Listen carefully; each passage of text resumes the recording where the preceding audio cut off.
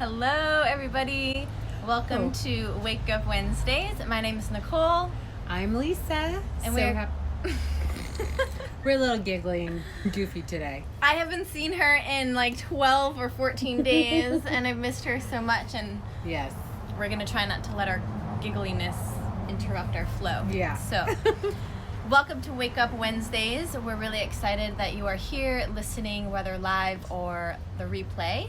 And we've got some really great stuff today to talk about. Yeah, we're going to dive into this idea of how that which is sitting in the unconscious can really sometimes keep us small.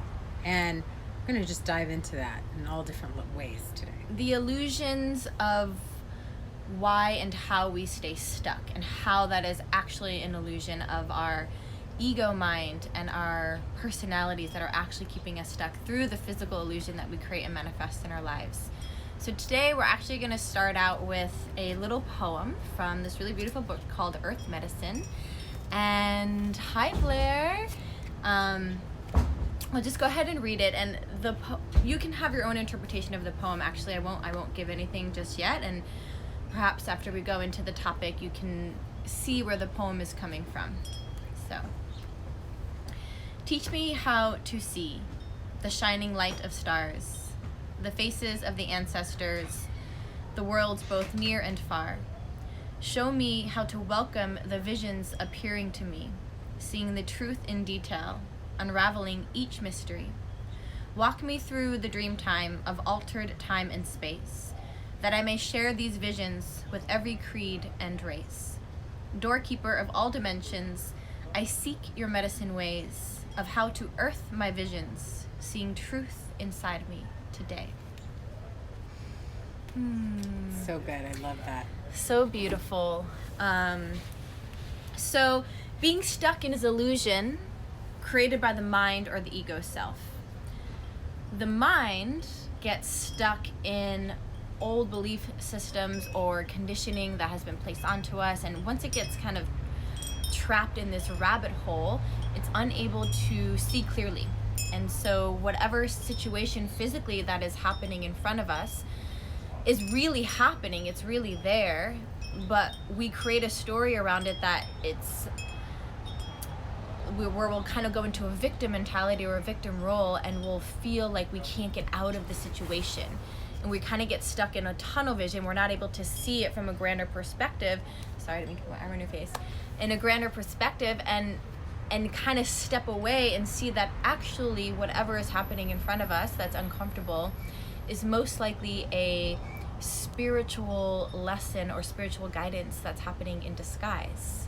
So there are many areas in our life that we can be stuck in illusions.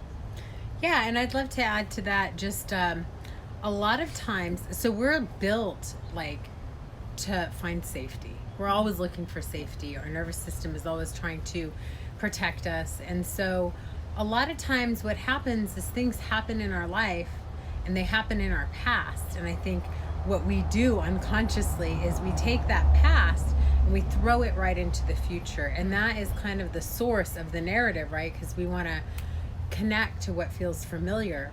Yet in that connection, what we're not able to see is the myriad of possibilities that are available, and how we're seeing what we're creating through that narrative is actually what we're stepping into and what we're creating in our expectations, right? And so there's so many ways that this little loop we can get stuck in, and when we're not aware of it, unconscious of it, it can really create a lot of limitations in our lives. And some areas would be, Nicole? Well, we can do a list of the areas and then we'll kind of dive into them. And Yeah. I want to talk about, we have a comment here. The purpose of life is just to have purpose. Yeah. Suffering is the greatest teacher. Unfortunate circumstances only reveal character. 3 universal principles. Beautiful. Yeah, Thank you. Beautiful. We love that. Yeah. So true, so true. So back to the lists of where we can get stuck and the areas in our life that we can get stuck. And I also want to say here that everything that is created and manifested is created and manifested through vibrational energy. And so a lot of the times when we're trying to call something into our life, or we're trying to manifest something, we're not aligned vibrationally. There's the match is not quite there. And so this is where we want to be really consciously aware of, okay, if I'm trying to call something into my life, whether that be a relationship, health, money, a job, and I'm feeling like I'm trying really hard, physically I'm doing all of the things right, and I just keep getting stuck and nothing is moving, and like I can't call in the love of my life, or I can't call in any money, or I can't call in the career that I'm seeking, or whatever it may be. It's an opportunity to really tune in and to see, okay, where am I vibrationally off? If I truly want this relationship, if I truly want love in my life, have I shifted my energetic field and my vibrational field to be in alignment to call in the love that I truly desire? Meaning, have I healed the wounds of past relationships? Or have I truly learned to love myself for exactly who I am? And will I be able to show up in that relationship to receive and give love, right? So when you start to shift your energy, then you become a vibrational match for what it is that you're desiring.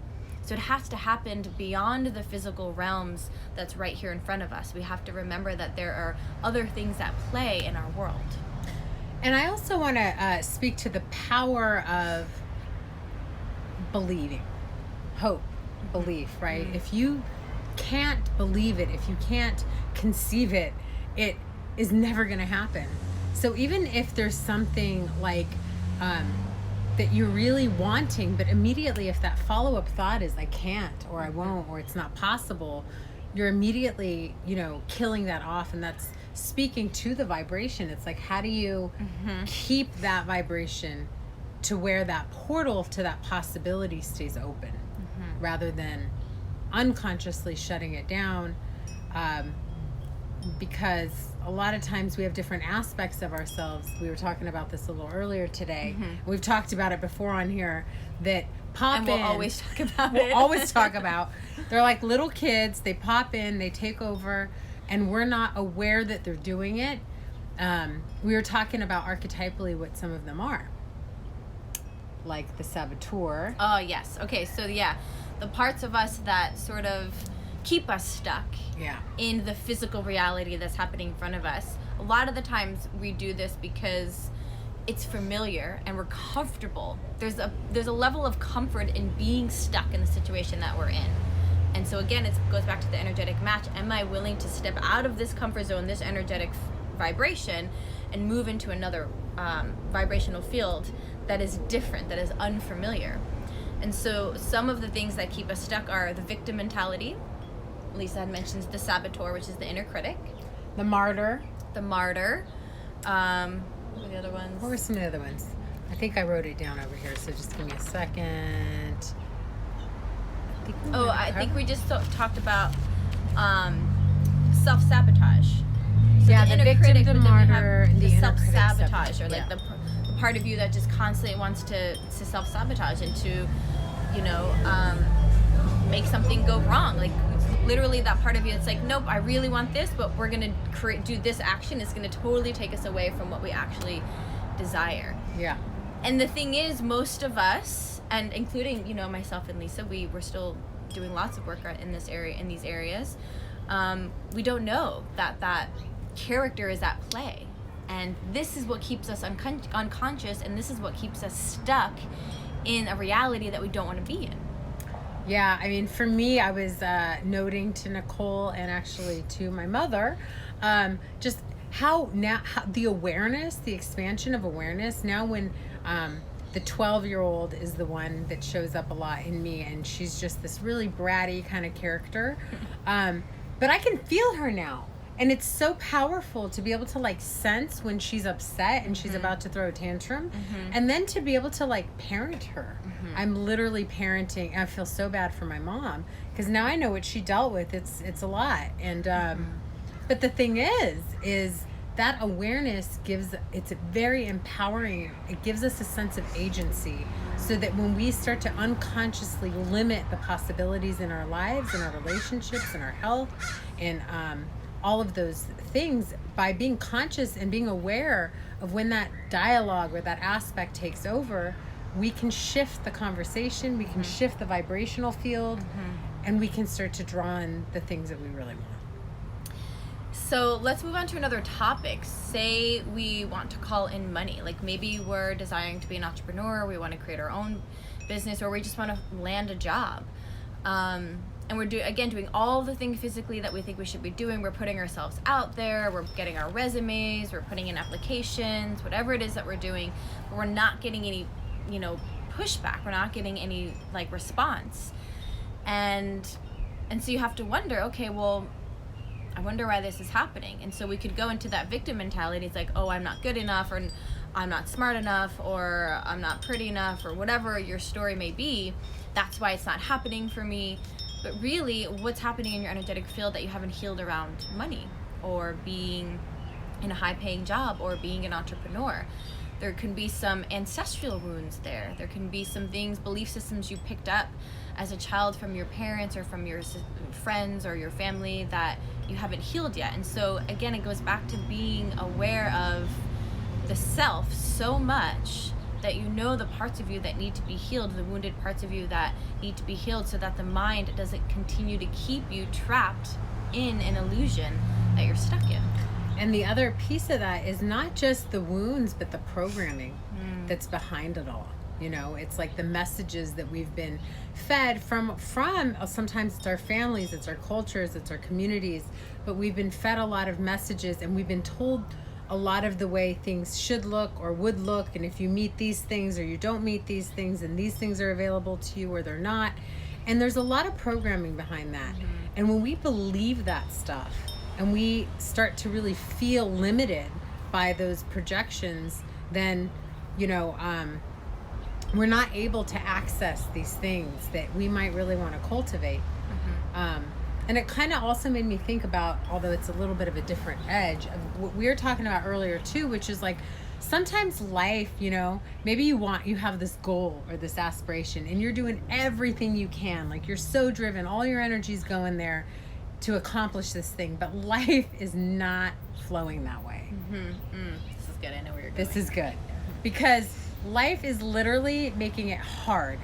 The path of least resistance is always the path, although sometimes it's hard to follow that path. Well, it's hard to let go of the grip and Yes. to just flow down the river Right. without holding on and controlling, which is what the ego mind wants to do. That's what the ego gets very stuck and attached to its desires, its wants, its projections, its stories. And then when life starts to rumble you in a different direction and you're not willing to let go, and I shouldn't say you, I'll say I, in my personal experience, there were many times when life was pushing me in a different direction. It was not what I wanted. But I literally had to let the arms go and go for the ride. And what I've learned through doing that is, although it's really hard, and although I've had to let go of control, which I think was one of the hardest. Well, trust is a really hard thing for Yeah. for us as humans and Right. our society and our culture, But so many doors, I think that's what I really wanted to leave with that, is just that so many doors that I would have never imagined possible, because I kept putting my past into my future and creating a narrative that was creating a very small perspective that was keeping me small.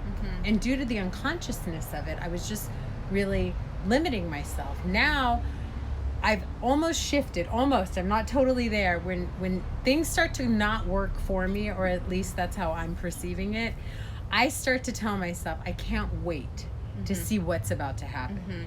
Well, then the possibilities are endless. Yeah. Then you're actually really in a pool of possibilities, as you mentioned really are. earlier. And another thing I want to bring to our attention is, are the things that you want to create and manifest, the desires that you're projecting or putting out there, are they truly yours? Like, are they yours innately? Like, are they is your higher self seeking those things that you truly desire, or are they coming from other places? Because we can literally be, as you were saying, programmed and then not even know it, and believe something that truly isn't what we believe or what we actually even want. And then we're really stuck because vibrationally it's not working with our higher self, but we're trying so hard to get there. But life's like, this isn't really what you want. This isn't really what you believe in. This is just what you've been told you should do, or how you should be, or what you should believe. So Completely. it's a lot of unconscious behavior, and the ways that we can become conscious is just tune in to seek deeper levels of yourself, to understand the different parts and the different aspects of yourself, who's at play, who needs to be tended to. I feel like this comes up every single time. And their narratives. You know, what is their story? What is their context of the world, and how is that bleeding into your experience? You know, I want to back up for a second. Backing it up. So, because when I was, the last thing I had said about letting go of like our attachments. So Nicole knows, and some of you might know that have been tuning in, you know, I just recently graduated and I was so committed. I had put travel off for 3 years. I was so committed to go on a trip. But my trip was going to be to Italy. And it was going to be to Europe and Greece. And, you know, that's where I was going to go. And of course, with COVID, that was not an option. And, you know, I remember this pivotal point of getting really contracted and attached to this desire that I had, and this vision and this dream. And I had to let it go. And what came out of that, I just got back last week from a trip to the French Polynesian Islands. And I would have never in a million years put Tahiti and Moorea Island on my, I don't know why, it's just was never like a call. But then did you have the best time But ever? it was so magical. I got to swim with freaking whales. Yeah. In the so ocean. you let go of the desire. I mean, this is all yoga, right? Because right now I'm leading a 200-hour online teacher training, and we're talking about the kleshas, which are the obstacles to liberation, and it's desires, attachments, aversions, fear of death, and what's the fifth one? I have not been in a teacher training. I have been on an island. Desires, island. attachments, aversions, fear of death. Oh my gosh, the fifth one's totally out of my mind. But these are the fluctuations of the mind, and these are the things that keep us feeling truly liberated and connected to our higher self, and keep us away from being on our path, and keep us stuck in the illusion that really our minds are creating through attachments, through desires, through aversions, through fears, whatever it may be. So hopefully this sparked some awareness within your being to figure out, okay, well, if I am stuck in an area of my life, what is it that needs to be healed, transformed, transmuted, or just moved? Or what do I just need to become aware of, and so I can start to navigate and make those shifts in my life? So we can go ahead. I just want to add, not just stuck. Where are you playing it small? I love it. Are you settling in some area of your life because you've created a narrative that it's not possible that you could have actually what you deeply want? That's the takeaway. Where are you playing small? Take a look at that, and take a look at the narratives and the beliefs and the characters within yourself that are running that aspect of your life. Turn the visions that you have into 3D reality, into this earth reality. You have all of these visions that are getting downloaded into your conscious mind, whatever your dreams are. And if they truly are yours, you can make them happen. And you can really bring those visions down into the physical reality, and you can shift the illusion of being stuck through that. And tonight is a new moon. Well, it's the beginning of a dark moon. So there's 3 dark moons. We have the tonight, tomorrow, and the 18th. And it's a really beautiful time to plant some seeds and to set some intentions, whether that be journaling, writing. We're gonna do what's called an earth painting. So we're gonna gather some things from the earth, rocks, flowers, sticks, stones, dirt, whatever it may be, and we're gonna create a painting through the gatherings that we got from the earth. That's going to pretty much put our intention out into the universe in another way that's beyond words, that's done through creative imagery and just the elements of the earth. So that's another way that you can set your intentions and start to manifest things in your life. What's another way? Ritual. Well, that is ritual, yeah. Like just any kind of ritual that speaks to you. And then like going inward and maybe just doing some self-guided imagery, like with yourself, like fulfilled, like if this thing was fulfilled in the way that you wanted it, how would that really feel? What would it look like? Yeah. Yeah. But the feeling how would of it feel? Yeah. Because it's the feeling. If you can envision it and everything, but you don't actually believe it can be yours, then you're missing that. It's a felt element. state. It's a felt state. You have to go beyond the mind, go beyond the thinking, and go into a felt state, which we're all afraid of. And not a thinking state. Not a thinking state. I was just to like wrap it up, leave it with this story that was so inspiring. I didn't even get a chance to share it with you yet. Okay. Go ahead. Okay. Are you asking So me there, permission? yeah. Do it. So there I am in Tahiti, and we get on a boat and we go to this island called Moorea. As if that wasn't good enough, my boyfriend proceeds to tell me that we're going to be staying on this private island. So we have to take. Yeah, I didn't know we were staying on a private island. Yay. So we took a boat, but the point is actually the guy's place that he created. He cultivated this amazing space on this island, and he shared his story with us. And he said that 40 years ago, he found this motu, is what they call them, the private islands. And within a year, he was back, and he had that vision. I mean, think about how scary it would be to be. He was French, or he is French, not was. And he left Europe, came and bought 2 acres of land on this island that was completely untouched. He completely went in there like a renegade, took out all the bushes and whatever, landscaped it, built these amazing, beautiful bungalows.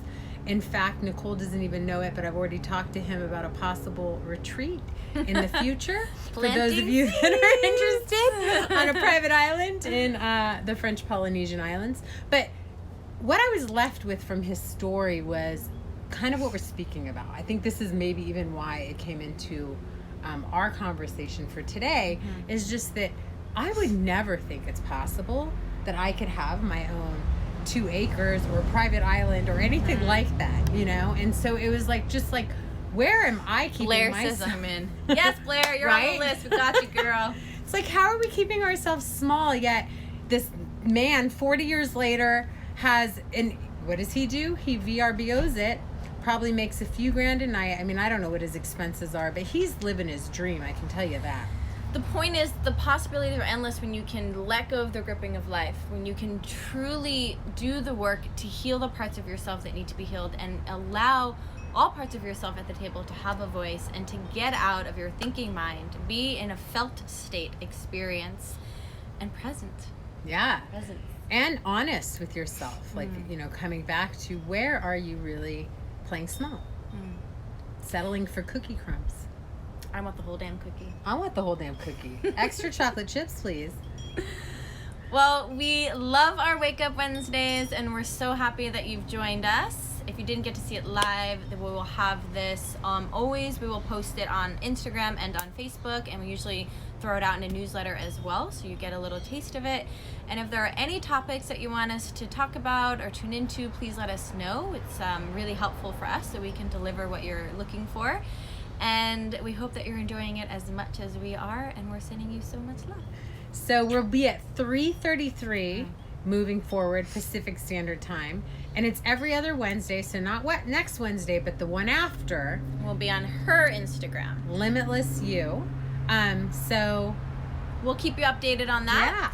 Yeah. And yeah, we'll see you all very soon. Have an awesome day. Have the best day ever.